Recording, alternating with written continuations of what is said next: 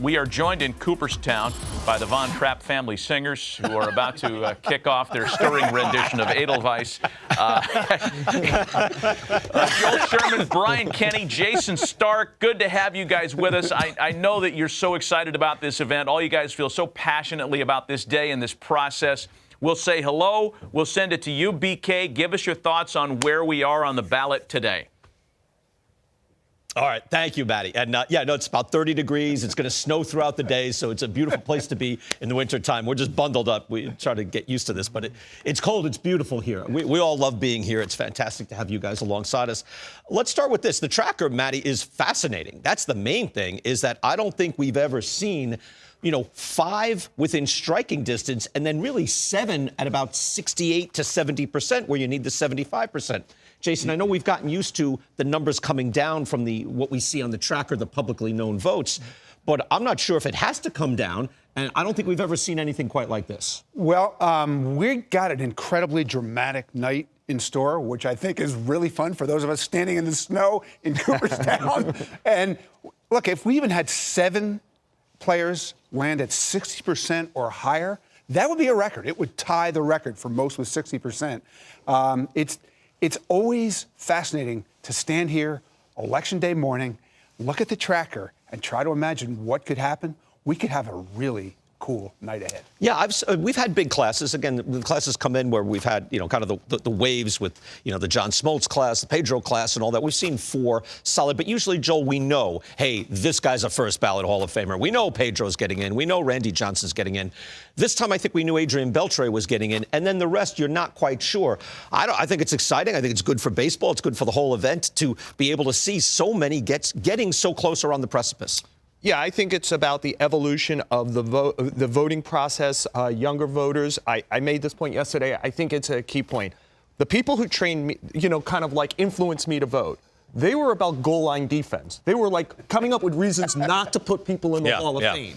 I think over the last 10 years in particular, the newer voter is looking for reasons to put people in the Hall of Fame. Mm-hmm. We've eliminated that, so-and-so didn't get in on the first ballot, so Joe Mauer can't get in on the first ballot. That was nonsense if you think someone's a Hall of Famer. So someone like Joe Mauer 15 years ago would not have gotten in the Hall of Fame today. Yeah, today he has a great chance to get in the Hall of Fame. Right. I look at it a lot of different ways. Again, for if you watch MLB Now, or if you watched Clubhouse Confidential back in the day, I've been championing, and I worked with you, Jason, 25 years ago at ESPN, and I was always out, hey, let's find an objective methodology. But now, Jason, that we have this objective methodology that a lot of the writers can look at, OPS plus, can look at WAR. Career WAR is the big thing. I'm now like, good, we all speak that language. But now let's go back to, was the guy great? That's kind of where I've evolved, and that's why, like, Chase Utley, I want to talk, Utley is coming in just below 40%, which is a good launching point. But I actually thought, wait, Chase Utley should be fresh in everybody's mind. Was he good or was he great? To me, it's like, were you watching Chase Utley if you're not voting for him? I don't get it. Yeah, that's a great point, BK. And I wrote about this in my column, too, how my personal philosophy has evolved. And one of the guideposts I used this year was a set of questions that Bill James asked in 1985. Was this player one of the best players in the league at his position? How many All-Star or MVP-type seasons did he have? And if he was on your team, were you going to win? Like, when you ask those questions about Chase Utley, it's clear how great he was. He had a peak of 6 years that's almost unrivaled by any second baseman in modern times. We're talking about Joe Morgan and Jackie Robinson and Chase Utley, and that's a good group to be in. I do think that the voters are using both their eyeballs and what they felt when they watched this guy, plus the data. Well, they are with Joe Mauer, that's for sure, right? Obviously. We were talking about that. Go ahead, Joel. So just, I wrote a column also. It's on New York Post Plus. You have to pay for it. Like, remember newspapers you have to pay for? You had to watch the Von Trapp family and read Edelweiss. But you could read, like, I go through my process, includes the St. Louis Browns, covering baseball on the trains, Voltaire. There's a lot of stuff in there. But one of the points I try to make, like Jason, is the Hall of Fame, I don't think, is for co-stars. It's for stars. And one of the reasons, whether you like the writers voting or not, one of the reasons I think they did it is we're there. We talk to people. How do you feel about this guy? Mm-hmm. People thought that Chase Utley was the star of the team.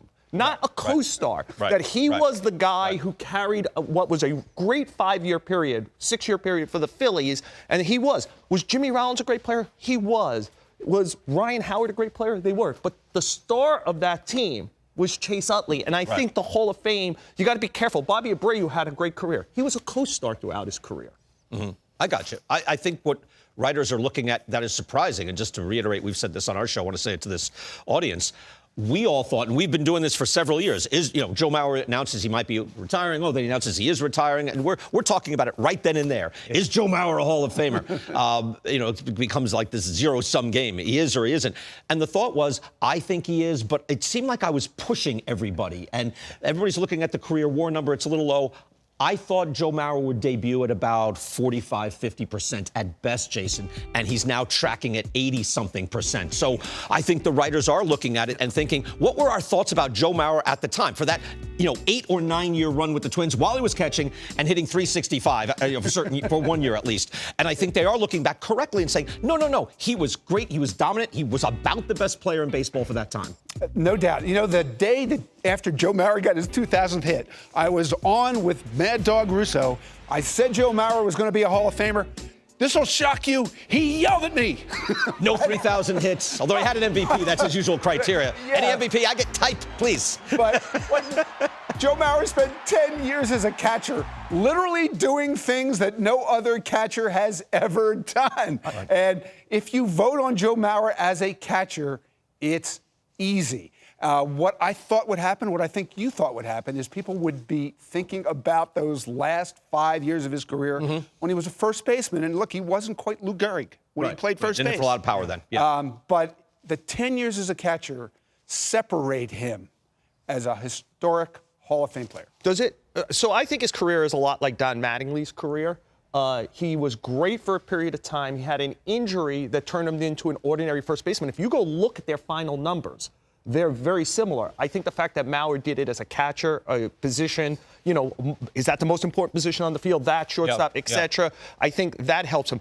I voted for him. But do you think it should hurt at all? He played in 10 playoff games.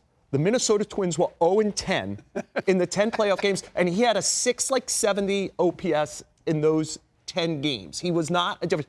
Now, I got over it by saying I thought those Twins teams were ordinary, and he kept getting them to the playoffs as the leading man on that team and a catcher. So I voted for him. But the playoff thing, if you're on the border, look, Jorge Posada didn't have a great playoff record. And Jorge either. Posada was a co-star. But also a great catcher, an offensive force as a catcher. I look at it that can help you. I try not to make it hurt you unless we're starting to have a sample size that's very large in the playoffs. So eventually we probably will get to that point. Yeah. All right, Joel, you saw pretty much every game that Joe Mauer ever played in the postseason because they were all against the Yankees, and we know how they turned out. Yeah. So the fact that they were always playing that team that was their kryptonite, does that factor into it at all? I thought about that. I voted for him because I saw that Twin team and I thought it was a flawed team and it kept getting to the playoffs. And I thought one of the reasons they did is they had such an advantage at catcher over almost everyone they played in that era.